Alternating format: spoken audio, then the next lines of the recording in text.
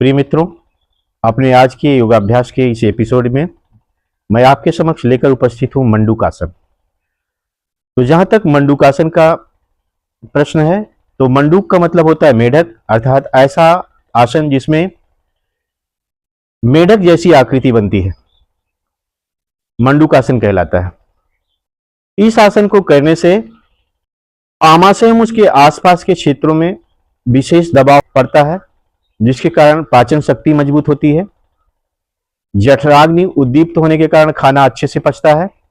नाभि खिसकने की समस्या दूर होती है और साथ ही साथ पैनक्रियाज पर दबाव पड़ने के कारण यह आसन डायबिटिक पेशेंट के लिए बहुत ही कारगर सिद्ध हुआ है। एक तरह से यह डायबिटिक पेशेंट के लिए रामबाण है। इसके अतिरिक्त जनन तंत्र और उससे संबंधी बीमारियों में ये योग सहायक है। डीप ब्रीदिंग के कारण फेफड़ों में स्वच्छ ऑक्सीजन भर जाती है और शरीर को ऑक्सीजन की आपूर्ति होती है।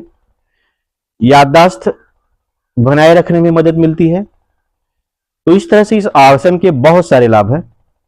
तो आइए हम देखते हैं आसन करते कैसे। तो सबसे पहले हम वज्रासन की मुद्रा में ऐसे बैठ जाते हैं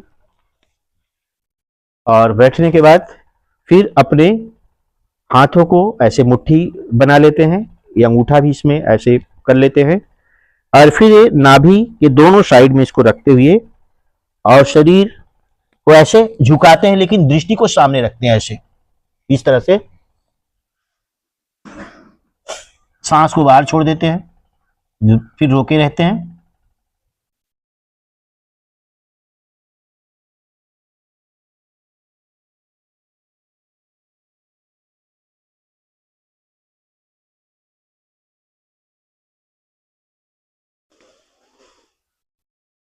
फिर डीप ब्रीदिंग करते हुए इस फिर से वज्रासन की मुद्रा में आ जाते हैं।